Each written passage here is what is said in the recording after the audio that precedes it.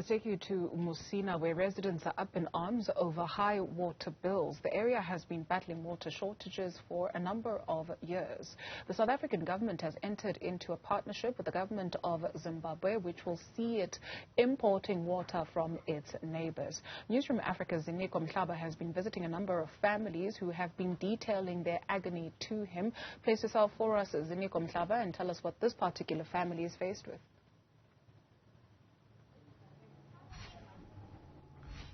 Good afternoon, Duduzile. Well, we continue speaking to the different residents here in Musina who are just showing us, their frustrations, but also taking us through some of the discrepancies within their billing statements. And I'm joined now by one of the residents who actually who has been paying, but each and every next statement comes with an extra or with an increase bill, so which does not reflect that she has been paying. She's joining me now. She's going to take us through her agony and how the statements are coming up or coming back to her with increased fees. Ma'am, talk us through your problems. I see that you've got an ordinary statement that came through. Talk to us how, as you are saying, that it's not reflecting that you've been paying all along. Okay.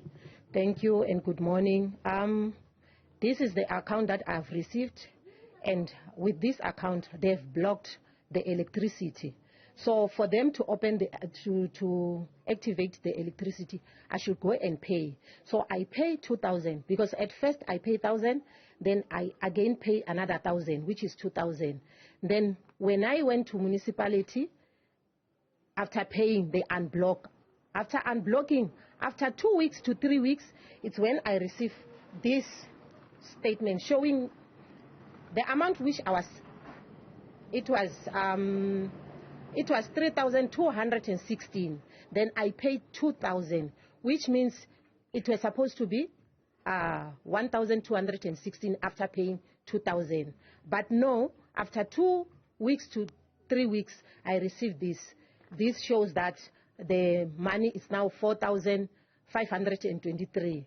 Then when I go there to the municipality and ask, what is this? Because I was here 2 to 3 weeks back. Then when they checked to their computers, they said, yes, you pay. We can see that you have paid, but we don't understand why it didn't deduct from your account. Then I said to them, please give me the right thing, the right statement to show that I've paid. It's when they said, okay, we will do that. The question is, what if I didn't go and ask? What if it's somebody else who couldn't check and see that they didn't minus or deduct the payment which I've paid, the 2,000, which means that person was still going to pay another money.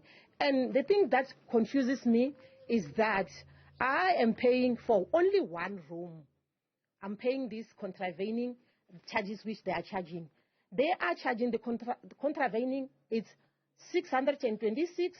They said it's refused contravening. And sewage contravening, which is 139.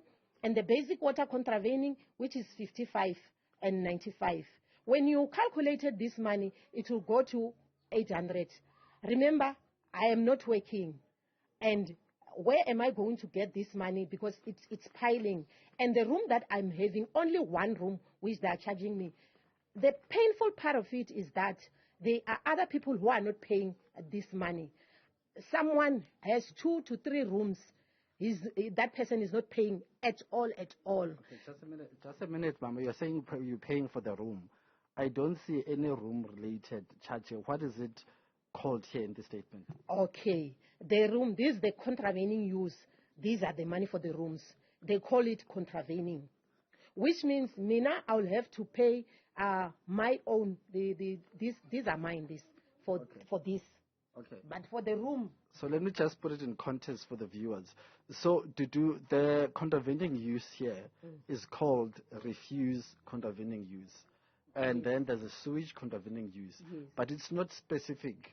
They tell you it's for the room. But when it comes to the statement, they call it something else. They call it refuse contravening use, and there's a sewage contravening use. So that's another discrepancy that is not making sense to do so in terms of being told what is it you're paying for, and what the official statement calls that particular payment you have to make in terms of what is it that you are paying for. So that's that's something else that does not make sense. So, Mama, you're just explaining that in total it was supposed to be 800 or 700 rands. Yes, this for the room. Yeah. The money So for how that contravening, because as you can see, there is a refuse contravening which is 600 and something, and then the sewage contravening which is 1 something, and then the basic water contravening. This amount, when I got there, I've asked them. I said, I don't understand this.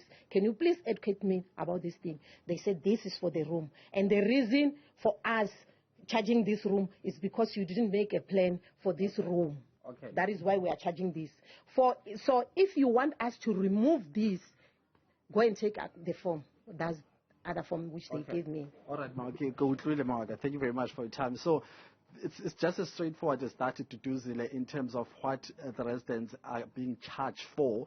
You know, it seems as if there's a different language that's being used when a client or when a customer goes to municipality offices in terms of requesting what is it that I'm paying for, and what the customer gets as an official statement in terms of what is it that we're paying for. She's talking about rooms, and she was told that she's paying for your room, but the statement does not reflect that she's paying for the room. She's being charged for a refuse, and there's sewage refuse as well. So that's some of the things that we'll try to reach out to the municipality just to clarify, but also check if there's enough communication that's happening between the customers, and if there's enough education being provided to customers in terms of understanding the importance of paying for the bills and how those bills should be paid and who they should be paying those bills to. So that's the latest update from us here in Musina. To do the respect to you in studio.